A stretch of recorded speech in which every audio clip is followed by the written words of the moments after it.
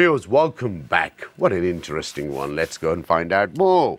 Right, so that's the nannies. And a sibling, are you a very close sibling? You had to look after everyone? We have a very tight-knit family. I spent a lot of my time working, so I didn't really spend much time playing with them. So right, let's move on. When did you get married? When did I get married? I got married when I was 27 years old, 2012. Oh, recently. Where did you get married in the UK? 12 years ago. I got married in the Royal Regency, actually. Oh, okay. Yeah. Is she working? She's a full-time mother now, but she was a social worker before that. Are you happily married? Alhamdulillah, we are happily married. Yeah, and she contribute what? If I say 10 out of what percentage would you say she's contributed in your life in the last 12 years? I would say probably 11 out of 10. Yeah. That's very interesting. No, she's been super supportive. And where is she from, Bangladesh? She is from Jagannathpur. Okay. Yeah, so especially like when I look at my friends and other families and people of similar age, like women have their wants and needs, and there's nothing wrong with that, and they expect this balance in this lifestyle that we have, completely different to how our parents' generation grew up. And for me to kind of have some of the achievements I've had to do for me to be able to run my own business and come out through the poverty, we had to go through a lot, and she's actually been supportive of me every step of that way. And so I'm very grateful to have that support. And we've been through a lot. And how many babies you got now? We have one child at home. We've buried 3 children, which you know, and we recently experienced a late miscarriage as well. So Alhamdulillah for everything, but we have Amy. Like boy or girl? We don't know.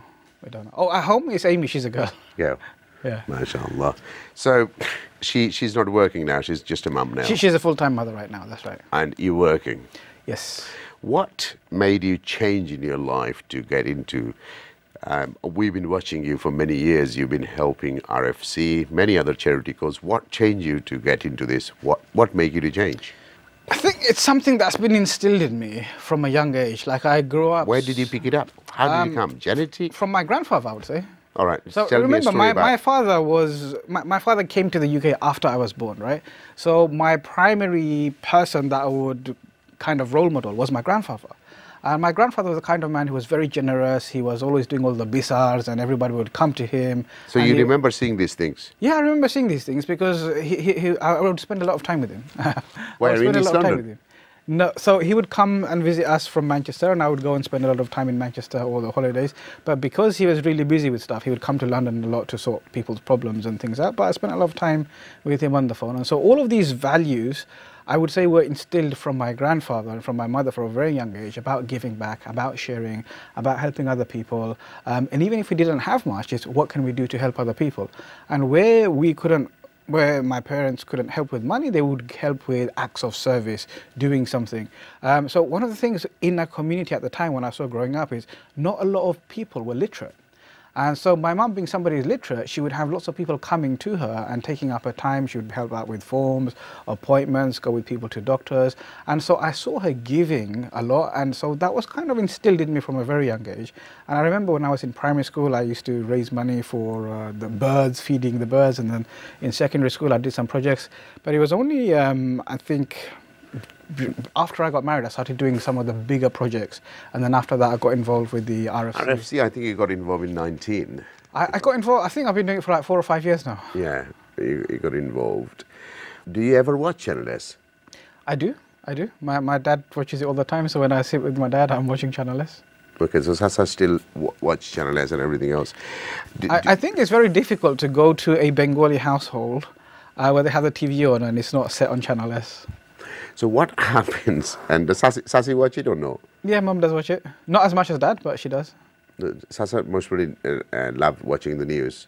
Yeah, 10 o'clock you can't talk to him. Yeah. 10 o'clock, yeah, so Channel S News.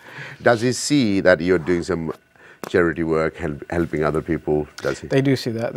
They get involved. My mum will call my aunts and say, Fazl's doing a campaign, you get involved in the campaign, who wants to give. So my family are always very supportive with our campaigns. The challenge is I want them to run their own campaigns. What a lot of people seem to struggle with when I'm trying to get my friends and family involved to run their own campaigns is they feel shy to ask people to give money to charity.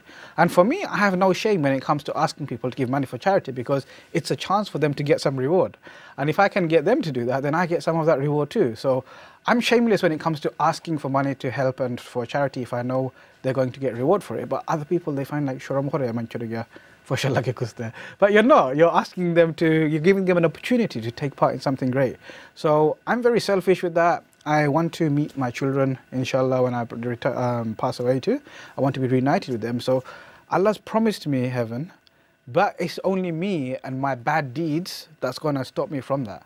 And we all sin differently. But tell me, and you're so very charity is you're an very expiation emotional. of sins. You're very emotional. Tell me, what changed you to this point now? Is that you became a father? That's bringing a change to your life? That was a huge perspective shift. When I became a father, everything changed. Like the way I think, it's like the ground beneath you moved, and everything that you thought was important is no longer important.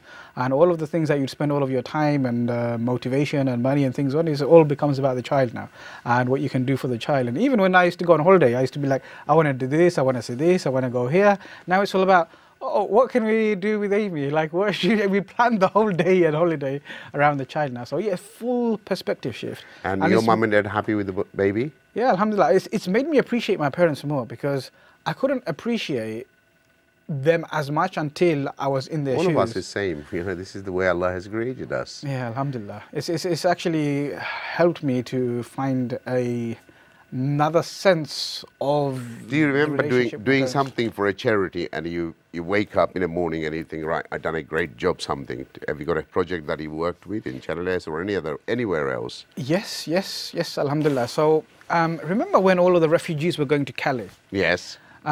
So I remember I was watching the news with one of my friends, and he was like, you know what, if I was a millionaire, I would help them. And I said, well, you're not a millionaire, nor am I, but why can't we help them anyway? And so we got together, we hired 2 vans, we called all our friends and family, went to the Asda car park, filled everything up, went to Calais and gave it out to them. And I was expecting to feel great about that, but I felt worse than rubbish for doing that. You know why? Because we took pasta, we took rice, we took non-perishable things because we're so clever, but what we didn't realize was, jangalo tarakilai taranto. We're giving hungry, starving people rice and pasta and food in front of them, and they can't eat it. They were fighting over the cucumber, fighting over the bread. And I remember leaving feeling so bad, like what we've just done. We thought we were going to do something good, and we've given people who are hungry food, but they can't have that food. That's the worst thing I can imagine doing. And so I said, we're going to do something about this. So we came back and we designed a project where, you know, you have the gas and the portable cookers. So it's like, we're going to give them portable cookers. And then like, so we're going to design the pots and the pans. Then they're going to need plates. So we designed this kit where each kit would feed 10 families. And we raised money for 100 of those kits, and then we took them to the jungle, erected all of them, and left 1,000 families able to cook every single day, have hot meals. And that was really, really rewarding, because you could see them cook in front of you. Like as we're making one kitchen, going to another, they would come and find us and say, come and have the food with us. And seeing the babies, seeing the families, seeing the older people now finally having some warm food, that was really fulfilling. And then another project I'm really proud of, alhamdulillah, is the Iftar 1000 project that we did.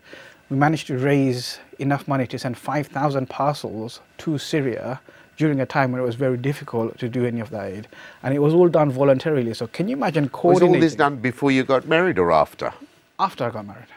So did that your other half comes and help you on this? Yeah, this is what I mean. Like, she's very supportive. So those packs that I'm telling you about, coordinating and shopping all of that and having it all come in one place and then having a team to put it into boxes and then having the transport, it takes lots of logistics and support. So it was all done voluntarily. There was no other charities involved, right? And for each of those packets, she actually wrote a handwritten painting or a poem, and we put them in the boxes as well. So they all got handwritten messages. And so she did that with her sisters and the initiatives, and then we sent it out to the primary schools, and they all got involved as well. So she's always been very supportive, getting involved. And when we went through the hard times of burying our children, we was in a really bad place. We didn't know if it was night or day, just existing. And it was only through charity work that we came out of that. So she would make cupcakes. And then you would have goes to depression mood. Yeah, we was in depression mode. Like we didn't know if it was night or day. We were eating junk food. Life was a mess. But what got us out of that was actually getting involved in a charitable project. So she would make the cupcakes, and then I would take them to the mosque and sell them, or sell them online, and people would donate it to other places. And through that, we managed to raise enough money for a mosque in Uganda, and then we managed to extend that project and build quite a lot of money. It might be £15,000. Alhamdulillah, it was good. It took some time, but people have always. I mean, this is the thing about charity work. Whatever goal you set, whatever target you set, people are so generous. Allah sends the people to you to make things happen. And so when you see those things, and then even now, 4 or 5 years later, they're sending videos and they're saying, "Oh, now we need help with X amount of things." It's very fulfilling. What would you like to say to Sasi? I would like to say to my mum that everything that her children. Let's say it in Bangla. She might hear it. Okay. আমরা আপনার ফুলটাইমতে আমরা যতক্ষণ আমরা achieve করছি বালা, it's all down to you.